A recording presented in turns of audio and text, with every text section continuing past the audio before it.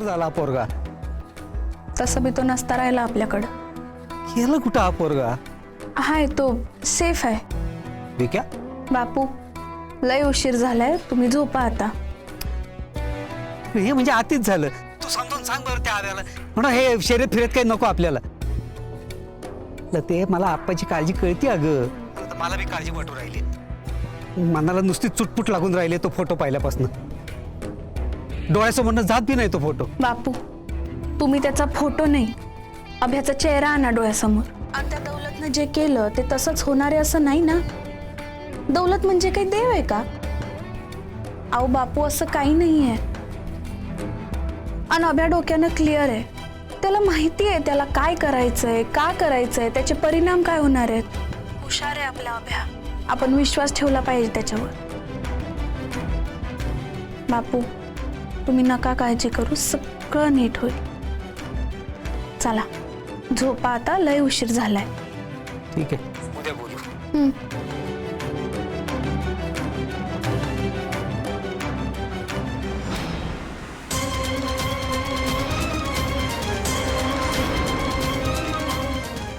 मामी तू येईपर्यंत इथं राहू का तुझ्या बरोबर?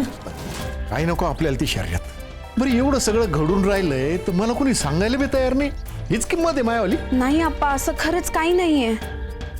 जाऊ दे, तुम्ही बी त्यांचीच भाषा बोलणार आहे. जा बाई जा तू, कामावर उशीर नको व्हायला. येते मी. लते धाम. काय ते पिशवी?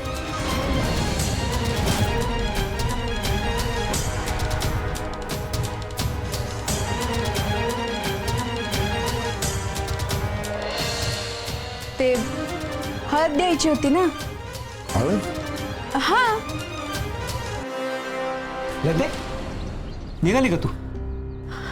हा बापू. आप्पा येते. नीट जा. येते. तुम्ही शेतावर निघाला का? नाही रे बाप, कायच शेतावरून कायच काय, लक्षच नाही लागत काय.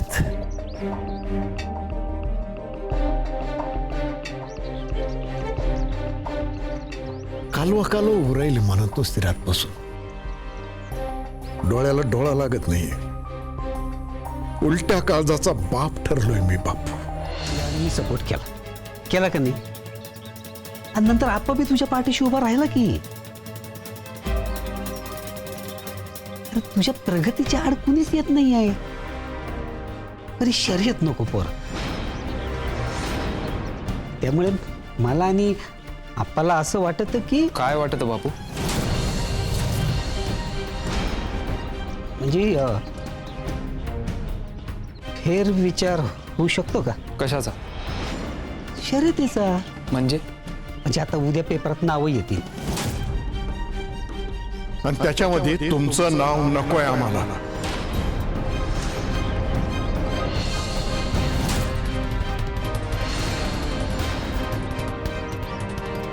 विष्णू, आपण काय काय मदत करू शकतो अभिनमीला? काहीच नाही का? मग सर आपण आबांची नोकर माणसं पडतो म्हणून? मग म्हणून तर ना, आपण दौलत सरांच्या प्रतिस्पर्ध्याची बाजू घेऊ शकत नाही सर. ऑफिशियल ना. म्हणजे काही नाही, लतिकाला बोलव जा. बर.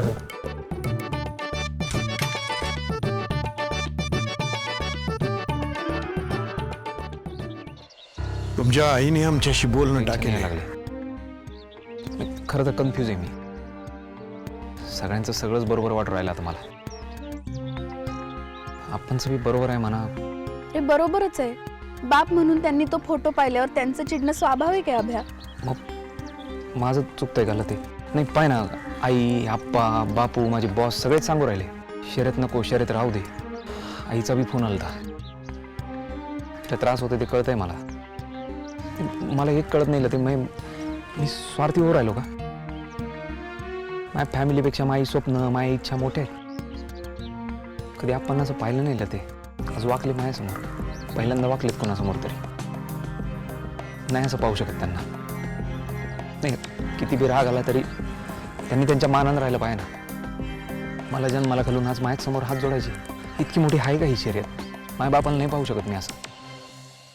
माझ्या इच्छेसाठी, माझ्या स्वप्नांसाठी त्यांचा मान कमी नाही ना झाला पाहिजे. एवढा स्वार्थी पोरगा नाही मिळत ते. अभ्या, माहितीये मला ते. बाहेर किती बी चॅलेंज असेल ना, जीवाचं रान करेन मी त्यासाठी. फॅमिलीशी लढणं नाही जमतलं ते. आणि त्याचा त्रास तुलाच होणार. घरात काय चाललंय ते बी कळतंय मला ते. आईन तू किती बी म्हणले ना, सगळं ठीक आहे. वाईटात वाईट काय होईल तर त्यांना पटणार नाही.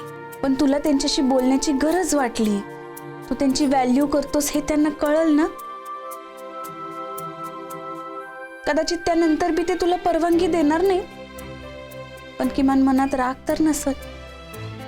कदाचित तुला घराबाहेर बी जावं लागणार नाही. अनभ्या, हेच तर सगळ्यांना पाहिजे ना. तुझ्या मनातलं तू स्पष्टपणे आपणशी बोलला नाही तर त्यांना कळणारच नाही ना. आम्ही बोलणं आणि तू बोलणं यात फरक आहे ना. बरोबर आहे तुझं ते. अभ्या, आजी ना मला नेहमी म्हणायची, बोलणाऱ्याची माती बी विकली जाते आणि न बोलणाऱ्याचं सोनं बी विकलं जात नाही. काय पटतंय का? नाही, पटतंय मला तुझं ते. मग आता घरी ये आणि शांतपणे बोल आप्पांशी. पुढचं पुढं पाहू आपण. ठीक आहे, मी येतो लगेच ते.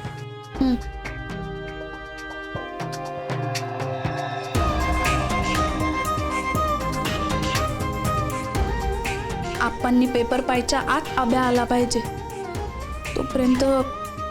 तोपर्यंत पेपर आप्पांपासून लांब ठेवला पाहिजे.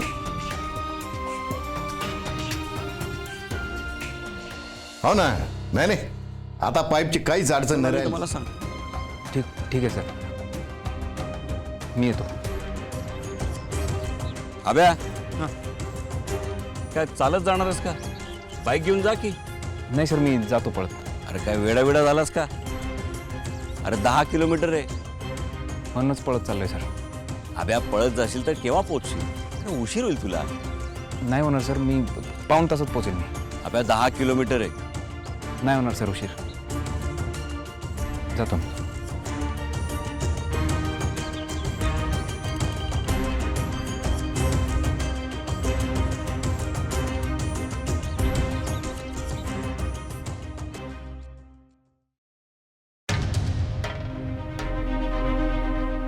मामी, तुम्ही नका ना काळजी करू, सगळं काही ठीक होईल. आता काही ठीक होत नसते. असं नाहीये मामी. अभ्यानं सांगितलंय ना, महापूजेचा मान तुमचा. भाऊजींनी सांगितलं आणि तू ऐकलं. काय ग आत्याबाईंना खोट्या आशेला लावती? ते तू भाऊजींना फितवती ना, म्हणून त्यांचं डोकं फिरतं. आत्याबाई, एवढी वर्ष नाही भाऊजी कधी शर्यतीत भाग घ्यायला गेले ते. आणि याच वर्षी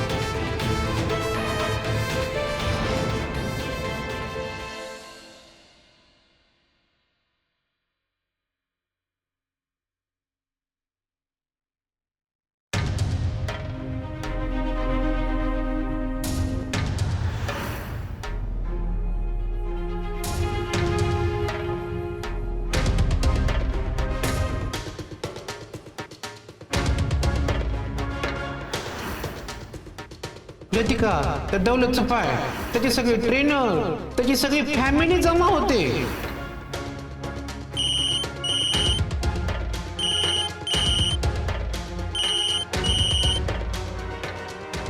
हा मामी.